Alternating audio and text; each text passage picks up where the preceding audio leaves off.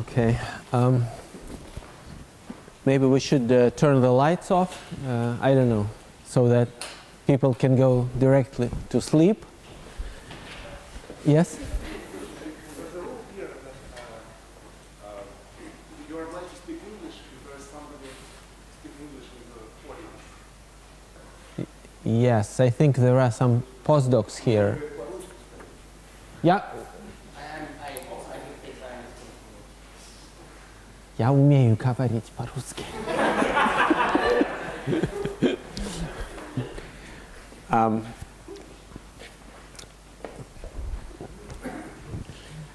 So I'll start with apologies. So first, I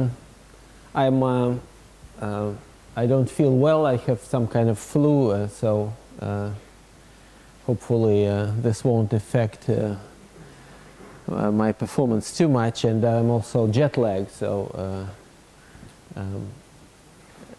just be kind.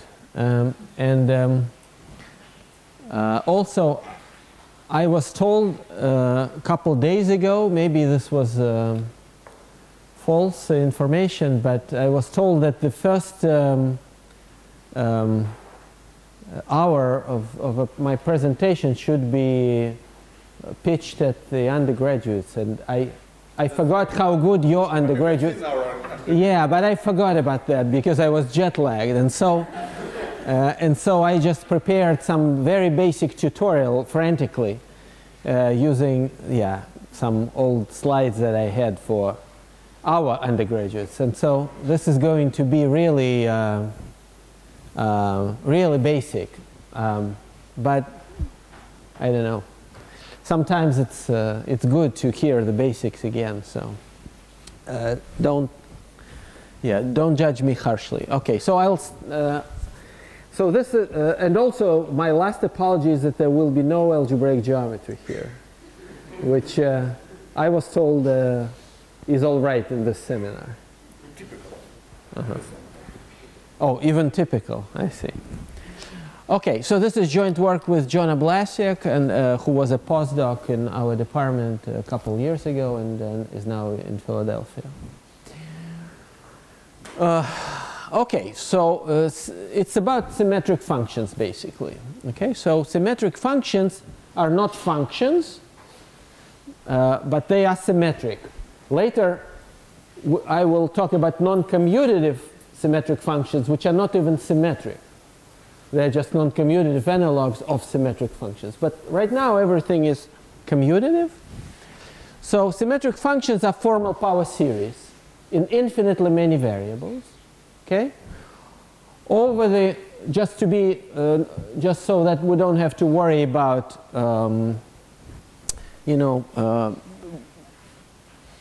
arithmetic. So let's work over Q. Each of these formal power series should be invariant under permutation of subscripts, right? That's what it means to be symmetric. So you permute the variables, you still get the same power series. And also you want it to be of bounded degree, meaning you cannot have monomials of arbitrary large power. It doesn't have to be homogeneous, but the total degree should be bounded. Okay, so this is a ring, in fact a finitely generated ring, actually a polynomial ring, but it's not generated it's generated in degrees 1, 2, 3, 4, 5, and so on. Any questions about this basic definition? Because if you don't understand this definition, then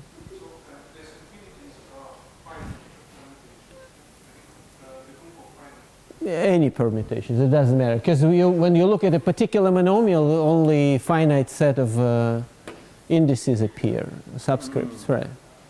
If it's infinite, you might have like one with go to infinitely many indices, and then it will be. What do you mean to? No, this is these are bijections of S infinity. What Sasha asks is whether it's finite type S infinity of finite permutations or like infinite. It can even be an infinite permutation, but when you act by that permutation on a monomial, It will give you Number of yeah, but you fix W. Yeah, I'm not sure. Anyway, I don't think this is an issue. So let's think of it as being fixing everything but finitely many. Yeah. Okay. So this is also a graded vector space. Has several important bases. All of them are labeled by partitions of integers. The most obvious basis is the basis of monomial symmetric functions. You take a monomial, you you permute the subscript, so you get all monomials whose multiset of exponents is the same as the given monomial, and you take the sum of all those monomials. Okay, that's called the monomial symmetric function. Orbits under S infinity, right? And then just generating function for that, right? So this is obviously a basis for this vector space. Now the elementary symmetric functions. So here you fix the degree, okay, and then you take all square free monomials of that degree.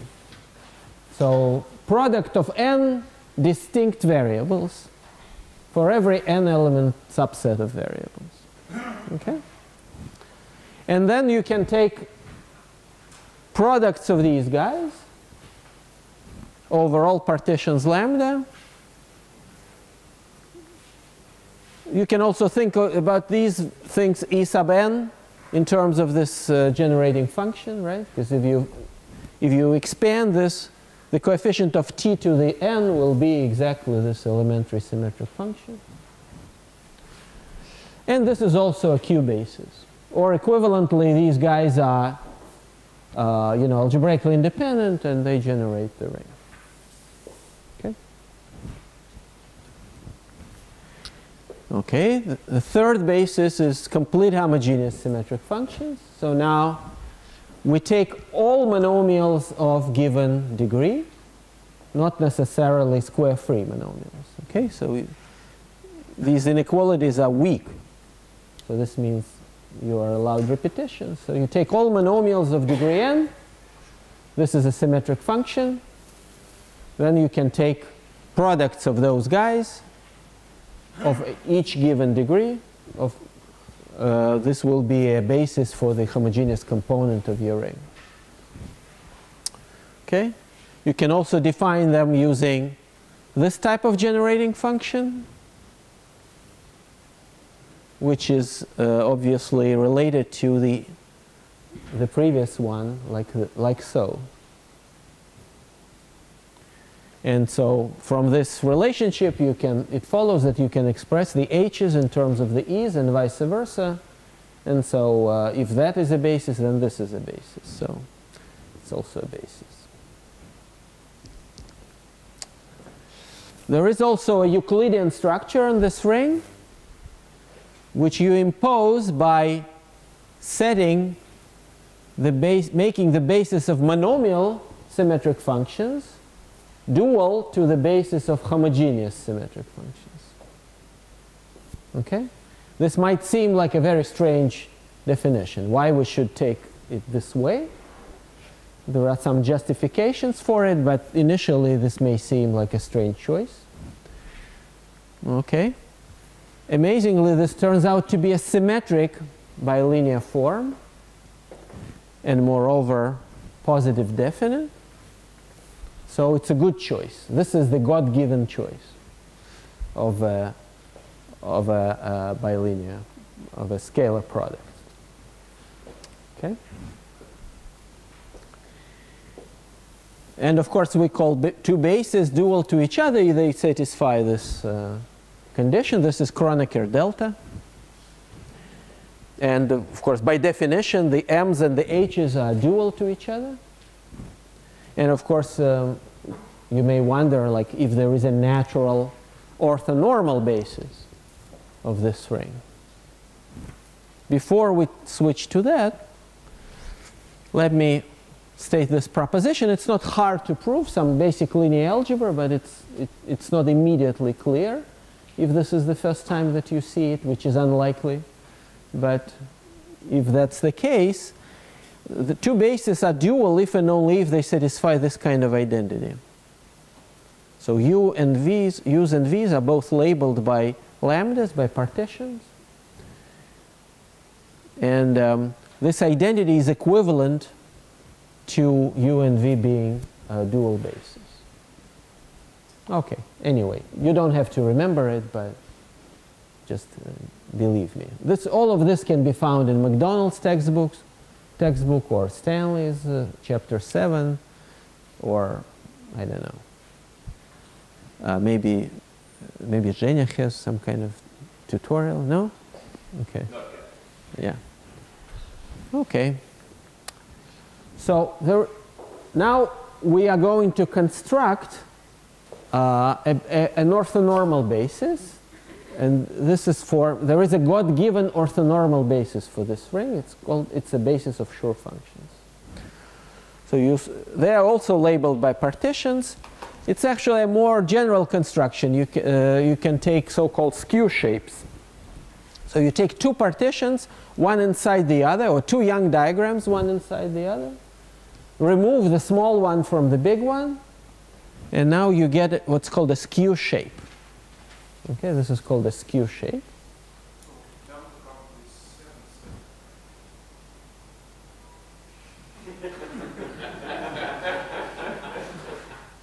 Okay, somebody is following.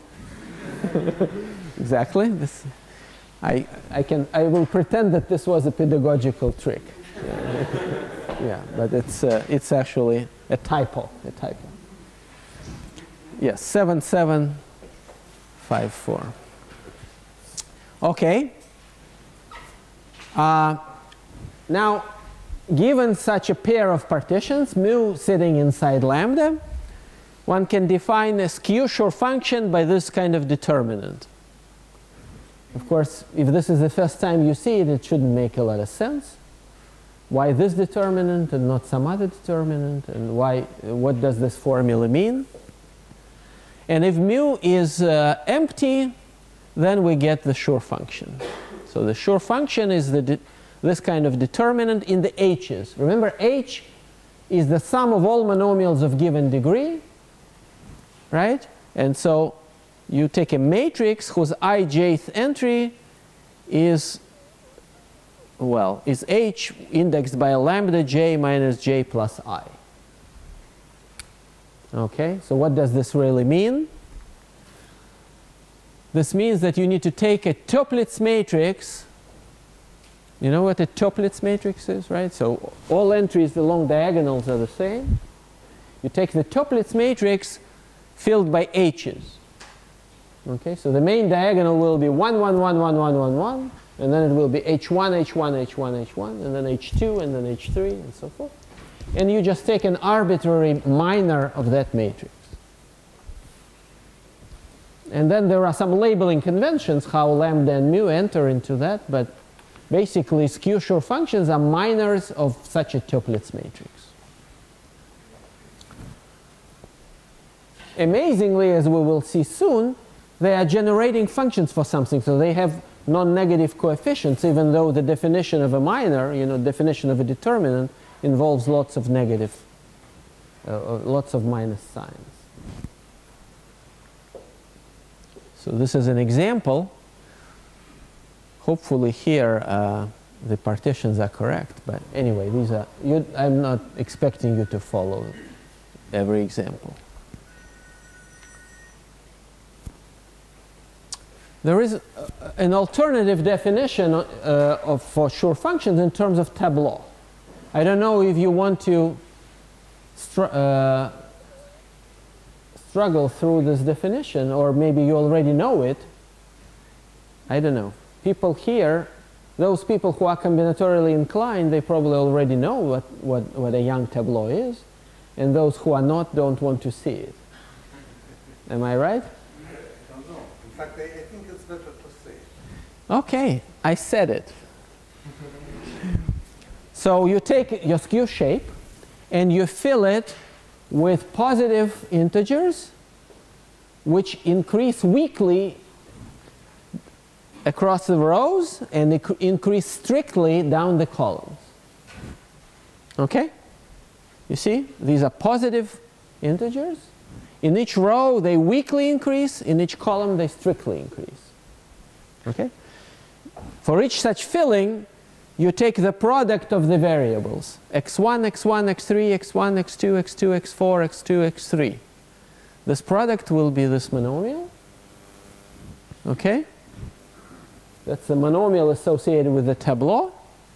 And then a basic theorem says that when you take the sum of all such monomials for all fillings of a given shape, you will get your Schur function. Okay? So in particular, and it's not obvious at all if this is the first time you see it, this is a symmetric function. If you define it using tableau, right, it's not even clear that this is symmetric. Because like small indices appear, you know, in the northwest corner of your shape, and the big indices appear in the southeast corner, right? And somehow the rules are completely different. The shape can be very, you know, strange. And yet somehow when you take this, write this generating function, it will be symmetric. I will try to explain what are somehow the basic algebraic reasons for this phenomenon later on. But right now it's just that you just take it as a black box. The proof of this uses some path switching argument. I don't want to give you the proof because this won't be the kind of proof that you like. But fact of the matter is it's a symmetric function, right, which is not obvious from the combinatorial definition. From the definition in terms of minors, from the determinant, it's clear that it is symmetric because it's expressed in terms of h's. Each of the h's is a symmetric function, but it's not clear that it has non-negative coefficients. Okay, so you have two different definitions. One makes it clear that it's symmetric, the other makes it clear that it's non-negative.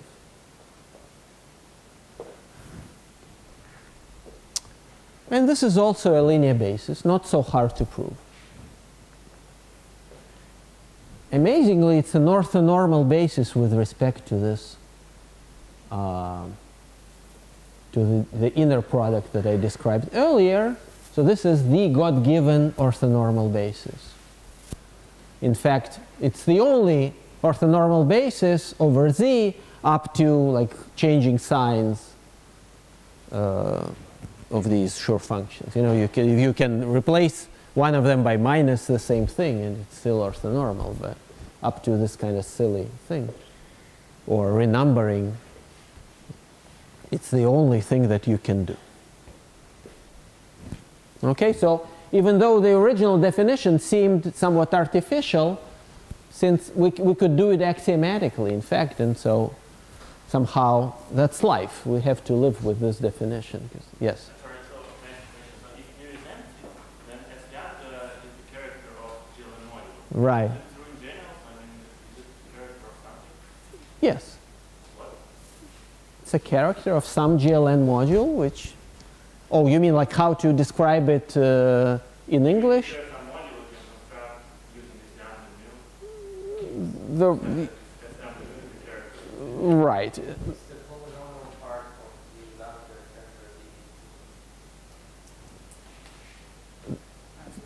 vector. There are descriptions like that. There is also a description for the corresponding SN module if you want. I mean, there is also a subvariety of the Grassmannian whose homology classes. I mean, there are many meanings for this, but I'm trying to stay combinatorial here on purpose. And so since it's an orthonormal basis, so it's self-dual, so it satisfies this Cauchy identity.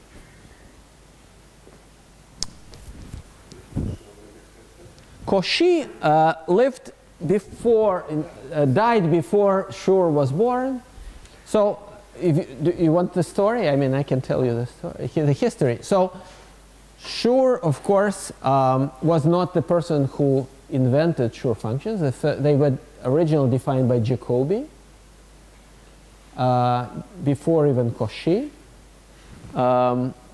And then Cauchy proved some identities about those functions as defined by Jacobi. So maybe actually the next slide will somewhat clarify things. So there are many alternative definitions. It depends on what you call a Schur function.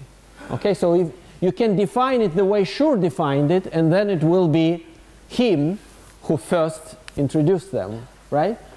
Without knowing that it's equal to something that Jacobi introduced 100 years before, right? So the story is complicated because people did not realize that these are the same things. Okay, so you can define it using monomial expansion in terms of semi-standard Young tableau. This is essentially what Young did. You can define it using the Jacobi-Trudy determinantal formula, which is the formula that I showed you, which was actually done by Jacobi, but Trudy was his PhD student, so he gave him a project to prove this formula, which he already knew the proof of, but Trudy published it. There is a version, there is a similar determinantal formula in terms of the E polynomials due to Koska-Nagelsbach. There is also the Cauchy-Jacobi bialternate formula. This is the original definition. Prime is right. That's the conjugate partition. That's right. Yeah. So this is a formula also known probably in this room as the Weil character formula for GLN, right? But this is the Cauchy-Jacobi bialternate form. It's a ratio of two Vandermonds. So there is a way to define the Schur function as a ratio of two Vandermonds, and that's what Jacobi did. And then this result of Trudy was to prove that this determinant is equal to that determinant, but had nothing to do with the representation theory or with Young tableau. There is also this axiomatic definition which you can use. You can also define them as irreducible characters for symmetric groups, or rather their images under the Frobenius map. You can define them as characters of irreducible reps of GLNs, yes? What was Schur's definition? Schur's definition was this one. You take like weight space representation of GLN there, right, right. And then, of course, his theorem was that this is equal to something, some determinant. Wait, but those Schur functions are infinitely many variables. That's true. But you set all but finitely many to 0. Right. And then you get a symmetric polynomial in finitely many variables. That's right. Yeah. So there is a certain stability phenomenon here, which I am implicitly, you can take like, yeah, anyway, I don't want to go there. Right.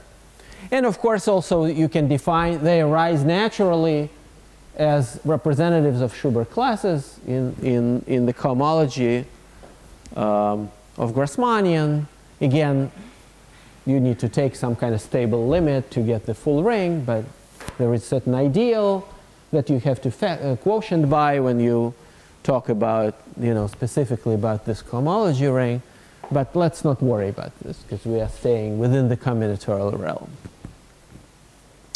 Okay, so since we know that this is the God-given basis, this is the main basis, it's a natural problem, the central problem, to try to expand a given symmetric function in this basis. So how does one do this? So this corresponds in these applications that I mentioned to like splitting a given representation into irreducible modules, or representing a class of a given subvariety as a sum of Schubert classes and things like that, right? Now, in these applications, in all of these applications, the coefficients in these expansions are positive, right? You have an actual character, not a virtual character. You have an effective class. So you know for non-combinatorial reasons that these coefficients should be positive, so they must count something. Okay? Well, of course you can say, well, so what that they count something? I don't care about counting. I want to know what those coefficients are. Maybe there is a formula for them. The thing is, there is no formula usually. And saying that they count something is the best we can do to express the answer. So the fundamental problem is to find a manifestly positive combinatorial rule for the coefficients of an expansion of a particular symmetric function that arises as a character of some representation or as a class of some subvariety in the basis of Schur functions. And of course, the prototypical example of this is the Littwood-Richardson problem, which is the problem of finding tensor product multiplicities for GLN representations. Or in combinatorial language, you take two Schur functions, multiply them, and expand again in the same basis, and you want to know what the coefficients are. So these are structure constants for the multiplication of Schur functions. They are called Littwood-Richardson coefficients. So this is a surprisingly non-trivial problem to describe these coefficients. The Littwood-Richardson rule that describes them, so there is no formula for them. By the way, the same functions arise when you expand a skew-Schur polynomial in terms of ordinary ones. And maybe I should say that this arises. I already said it, right? So this problem has been solved. There are many known versions of the Littwood-Richardson rule. There is the original version due to Littwood and Richardson. There is a Jeu de Taquin version due to Schutz and Berger.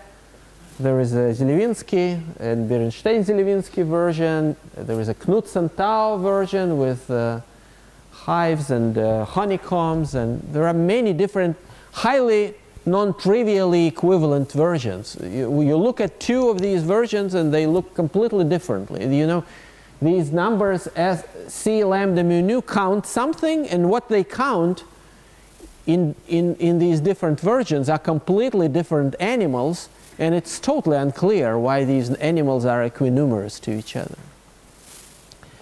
And you wonder, is there maybe a formula for them? No, there is no formula. Of course, you may wonder, like, why do we care? Why should we care about what these numbers are? And there are many ways to answer this question. One is just that these are important numbers and we want to understand them. Another is that once we know what they are, we can prove various properties of them, like polynomiality within certain cones, or how they various saturation properties, and this and that. We can also recognize them when we see them in some context. I mean, much of enumerative value of enumerative combinatorics is that once you are familiar with the zoo of various special numbers, then when you see this number arising in some context, you recognize it and you say, oh, I know this number. It came up in this other part of mathematics. And so then you are able to connect sometimes those two parts of mathematics because you see symptoms that they are related.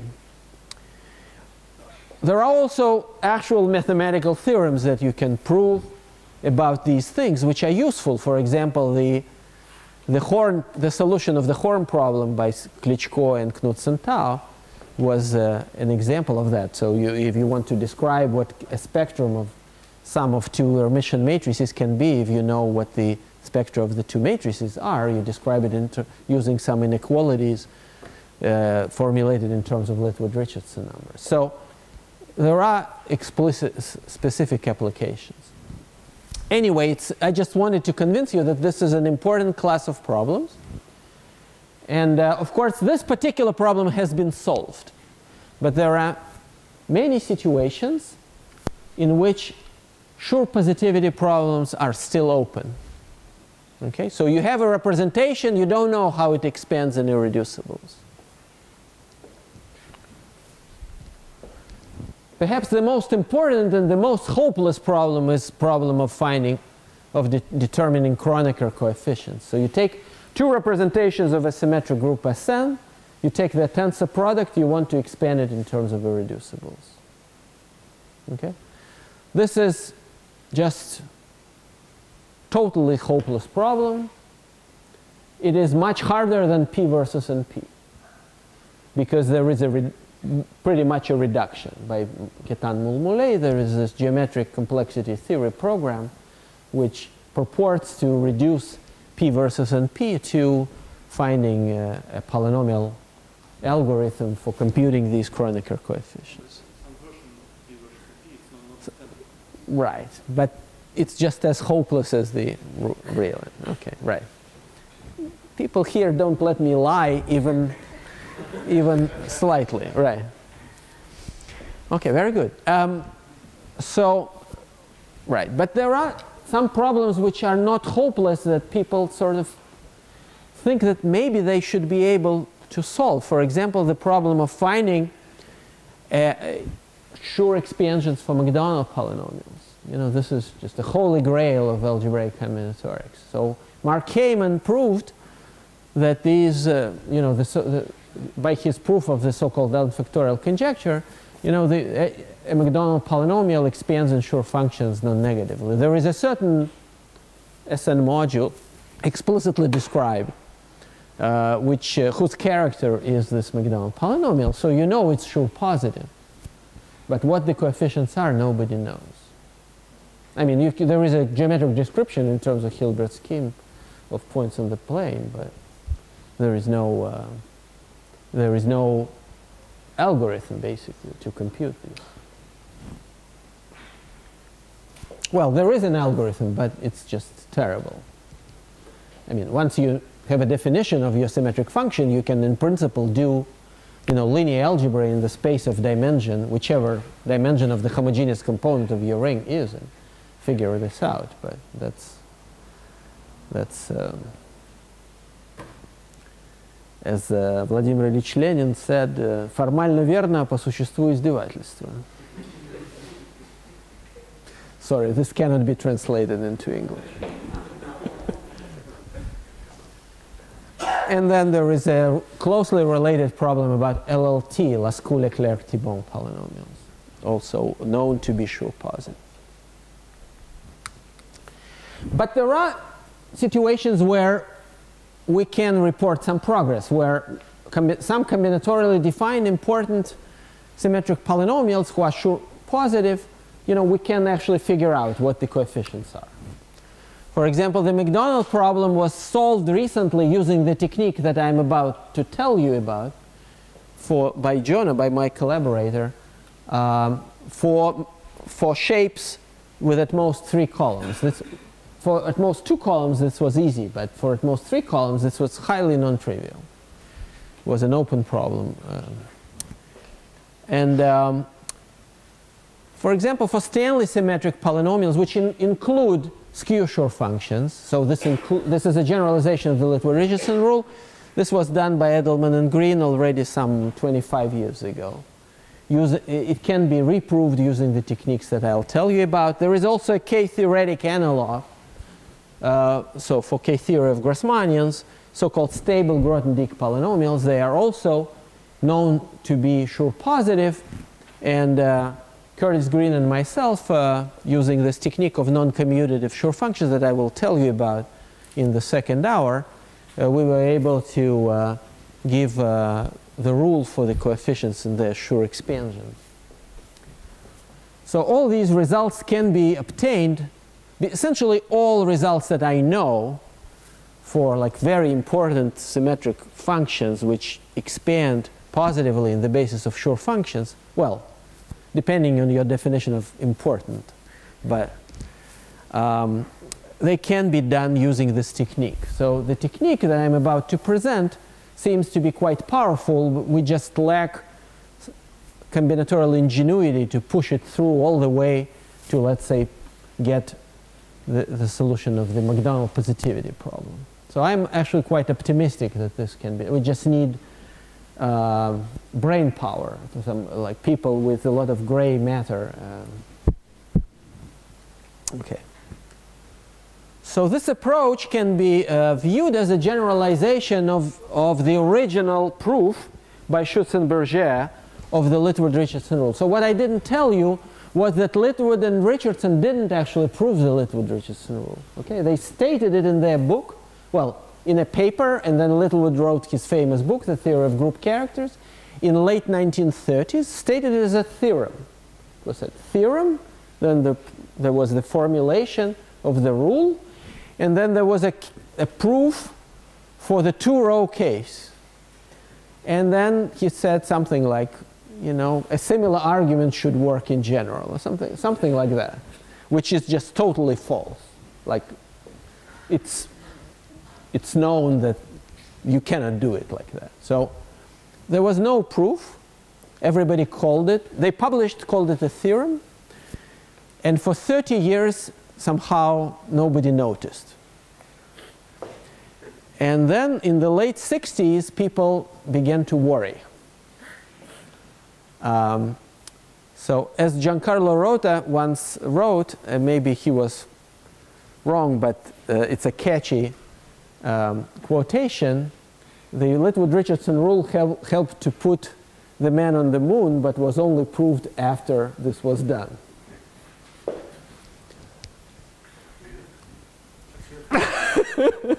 I don't know. It's unlikely. Well, it was proved after, but whether it helped or not, yeah, that's. So the first proofs were given by Schutz and Berger, Glanford Thomas, a Welsh mathematician, and by MacDonald himself in his book, by fixing the original proof of Littwood, not fixing, but adding a difficult argument to it. So it's not an easy theorem. Okay, so now let me start, because I think it's still too early to make a break. So let me start the second part of my talk. This is where I originally intended to begin it. Okay, so if you already knew the basic theory of symmetric functions, now is a good time to wake up. Okay, so we are going to work with totally non-commutative variables. So free associative ring. So the letter U will be used for variables which don't commute, by which I mean like absolutely don't commute, no relations. Then later there will be some relations. Okay? But I don't, the yoga is to not work in the quotient of this thing, even though there will be ideals, but to work with explicit non-commutative monomials. Okay, so the ideal will be part of the game, but because it's combinatorics, right? So we want to write the actual formulas, and therefore, you know, we are forced to work directly in this ring. Okay. So it's an associative ring now, free associative ring. Right, so typically we'll work in modulo some two-sided ideal, capital I.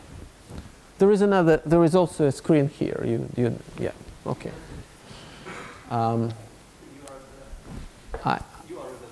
Okay, I can stand here. Okay. Okay, so this ring, of course, has a basis of non-commutative monomials, right? It's a much bigger ring. And dualizing, so the dual space, I want somehow to distinguish between dual space and the space itself, right? When you have a vector space with a basis, it's tempting to identify the space with its dual, right? And I don't want to do this, and I will avoid that by using different language. Okay, so in the dual space, the monomial becomes a word which is just obtained by reading the subscripts of your variables. Okay? So secretly, a word is a monomial,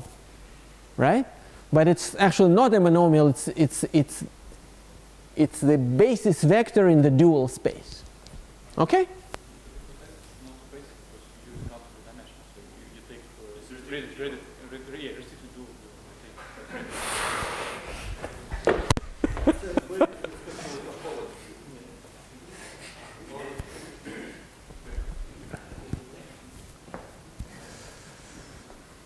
Okay, I hope, yeah. How many lifelines do I need? Yeah, okay. So if we have an ideal I, right? And we sort of secretly want to quotient modulo that ideal, this is the same as taking pairings with the elements of the perp, right? So the dual subspace, so your ideal is a subspace of U, right? It has the polar dual in the dual space, that's I perp, right? And when you take pairing of an element of U with an element of I perp, right? That pairing is insensitive to replacing your element by somebody who is congruent modulo the ideal, right? Because you are adding an element of the ideal which pairs to 0 with the guy in I perp, right? This is just I just want to rewire your brain. It's not, I'm not saying anything deep or substantive, it's just language. Are we on the same page? Okay. Maybe this is not allowed in this room, I don't know. Formulas are not allowed in general, but yeah. Okay, so now elementary symmetric polynomials. Okay, they're not going to be symmetric anymore, right? So what do? We take monomials of given degree. The degree is fixed, it's k. But now I require the subscripts to strictly decrease, right? Because I have to postulate the order in which I multiply my non-commutative variables, right? And I want them to go in the strictly decreasing order of subscripts. Okay? You may wonder why, and the answer is that's what I want to do. Just that's my definition. Okay? Equivalently, I take a falling product of these guys, right? This is like a polynomial with roots, 1 over un. Well, these are non-commutative guys, so you cannot do. Capital N is fixed. Yes, sorry. Did I say that? Well, it was kind of implicit, yeah. Okay, so you take this falling product of these linear factors and expand it, and take the coefficient of x to the k, and that will be your elementary symmetric polynomial. It's no longer symmetric because if you switch two variables, right, the monomial no longer has decreasing sequence of subscripts. So, right, but it's a non-commutative analog of an elementary symmetric polynomial. Okay. And for the h's, I'm going to take weakly increasing sequences of subscripts.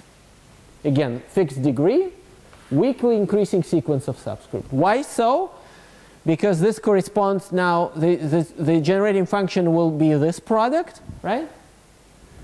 But remember, this thing is supposed to be the inverse of this, multiplicative inverse of this with the change of sign in x. Remember how the generating functions were related, right? And they will be related still the same way as before. Because when you take the inverse of this, the order switches to the opposite direction, right? And x, we change the sign of x. So because of that, we can still express these non-commutative h's in terms of the non-commutative e's and vice versa, right? The same formulas that Newton probably wrote first can be written. And so this lemma is obvious that for these elements to commute pairwise for the e's is equivalent to the condition that the h's commute. Okay, so that's what actually I will want to happen. Okay, I will always want these non-commutative symmetric functions in the u variables to commute. Okay? The u's themselves don't commute. But these e's, equivalently the h's, commute pairwise, commute with each other. Is it clear? Okay. What's the reason for speaking for finite number of variables? I mean, you start with Otherwise, we have to take completions. I mean, from the very beginning. yeah, for commuting variables, this was convenient. For non-commuting variables, it's not convenient. Basically, there is no reason for me so far to do that. Once that reason arises, I will happily do that. But so far, I didn't feel the need. Yeah.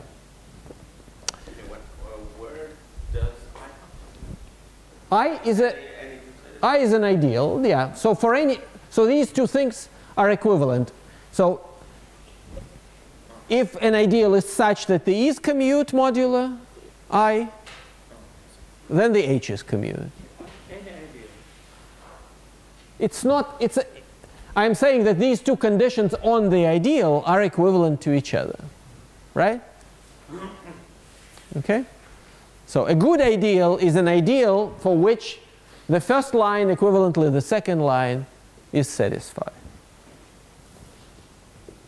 Okay. Why should anybody care, right? Okay. So let's remember the x's are our usual variables. So these are central variables. They commute with everybody, not just with each other. They also commute with the u's and with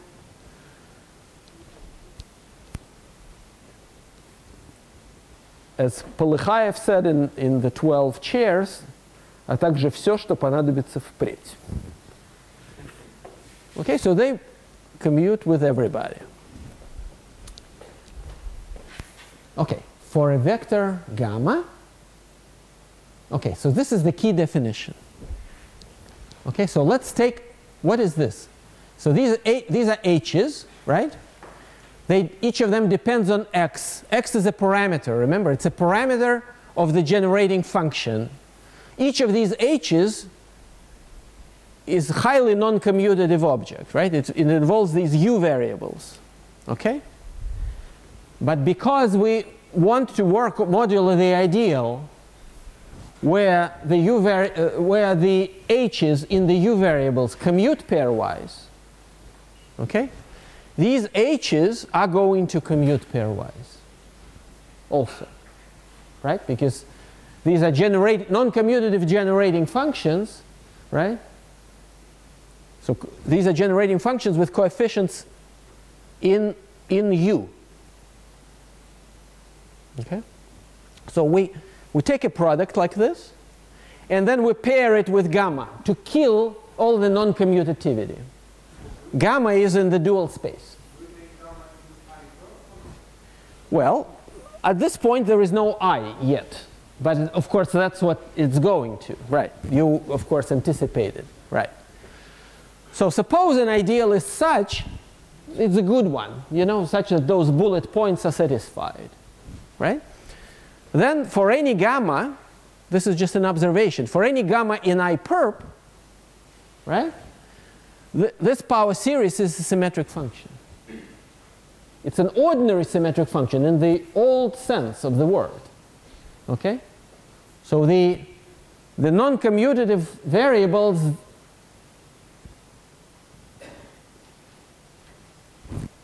Мавр сделал свое дело, Мавр может уходить. Right? The non-commutative variables did what they were supposed to do. Now they can withdraw. Right? So they participated in the definition here. Right? Now why is it symmetric? Because the h's, these fellows, h of x1, h of x2, they commute pairwise. Right? This makes the product symmetric in the x variables. But symmetric in a kind of non-trivial way, because there is a lot of non-commutative ingredients to the symmetry, right? So it's an element of U, or maybe of its completion, of some tensor product with whatever, with lambda, right? But then we hit it with gamma, and then it just becomes a form of our series in the x variables, and it is symmetric. Okay? So that's the construction. Of course, this would just be an exercise in pure thought if not for the fact that all the functions that I mentioned so far, all these stable Schubert, Grothendieck, McDonald, whichever names I used, Lascaux, Leclerc, Thibon, Skew, Schur, and all these polynomials arise this way. Okay, so you just pick a certain ideal I.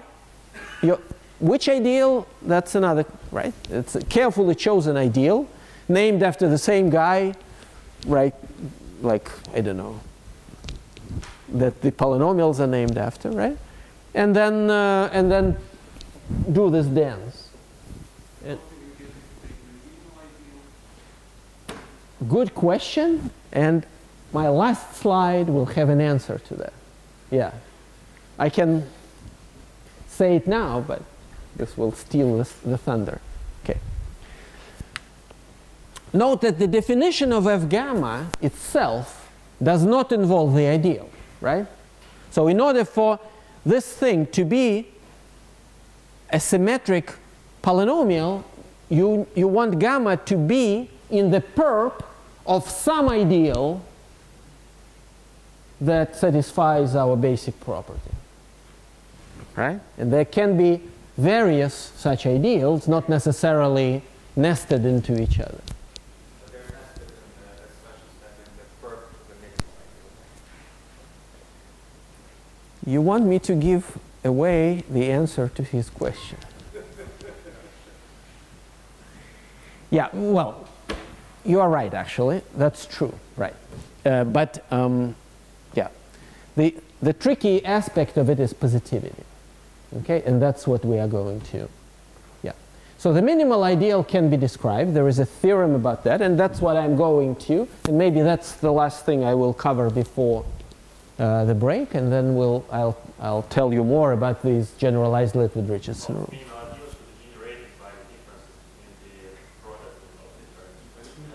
But this would be like generated in unbounded degrees, right? Well, so you want a reasonable description, not the one that Vladimir Ilyich would not like. Right? Okay, so before I do that, let me just explain very briefly. So this slide is for combinatorics audiences, so you don't need to. That these functions f sub gamma that I just described to you algebraically, they actually have an explicit combinatorial definition in terms of generating functions for something. Okay? So there is this notion of a fundamental quasi-symmetric function, this and that, descent sets. I don't know, you probably here don't want to want the grief of the aggravation of struggling through these definitions, but there is a way to sort of unfold this description, right? And basically, you just take this and sort of take it apart, like what it all means. This is the sum of all non-commutative monomials of given degree, blah, blah, blah, with such, and then you multiply them, and then you pair it, right? And so you just unpack it, and then you will get something crazy, and that's what the next slide is. Okay? But there is no, valuable insight here. Okay. So now I'm going to tell you about this minimal ideal. Right, so the basic result is called the rule of 3. So this is after The Hunting of the Snark by Lewis Carroll. So he said, what I told you 3 times is true. Right?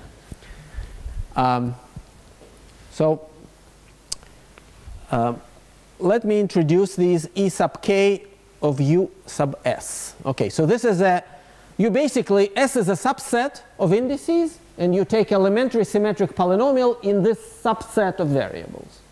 Just some of them. Of course, you have a linearly ordered alphabet, right? So when you take a subset, it's also linearly ordered, so it still makes sense to talk about strictly decreasing indices, right? So these are now, these are the same guys as before, just for the subset of variables, okay? Yeah.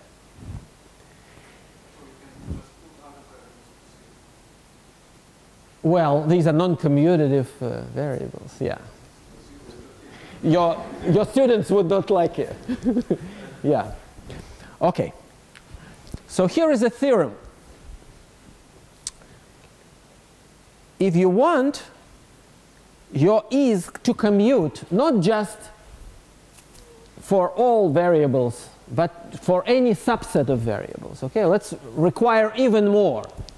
Let's require that for any subset of your set of generators, the elementary polynomials in that subset commute pairwise.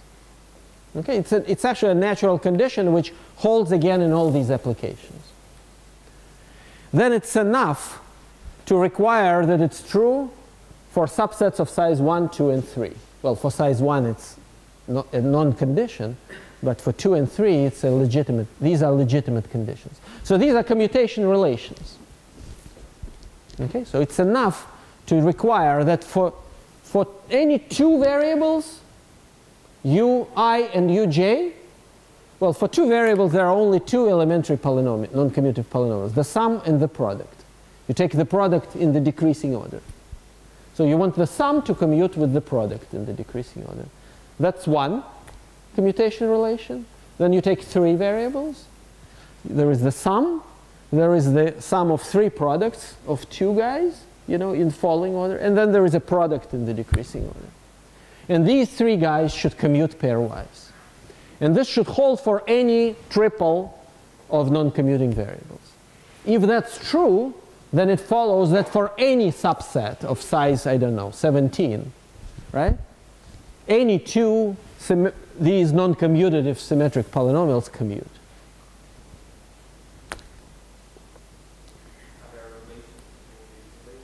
Yeah, right. Okay, you like homological algebra, I can say, right? Yeah. Yes, there are. Yeah, but yeah, I mean, we didn't. Would say. Exactly. Yeah. So it's. I mean, we didn't compute syzygies or resolutions and so forth, right? I mean, but I imagine so, right? So there is a whole can of worms that one could open here and ask, like, what is this? What kind of result is this? Like, is this a unique theorem with these kind of features? Are there other theorems like this? And so we have a separate paper which I won't talk about at all, which is called the rules of three. Huh? What do you mean 3/4? No, just me and Jonah. Yeah, yeah. Toля didn't. Yeah, he didn't even state his result in this form. He just wrote some of these relations, but effectively they are equivalent to the ones that I said. So we are packaging it in a way which makes it like transparent what is happening, and we also proved it independently. But we still give him, you know, full credit, because essentially, you know, it's the same theorem, but here much of the value comes from the packaging, right? You understand the meaning of these relations. Right. So there are other manifestations of this. There are other things, like, for example, you may wonder whether there are group theoretic versions of this, whether there are, like this, there are some model theoretic aspects of this which I don't want to talk about. But let's just stop here. Now is a good time to make a break, and I will talk about the actual, you know, line of attack towards Schur positivity that uses this kind of machinery after the break.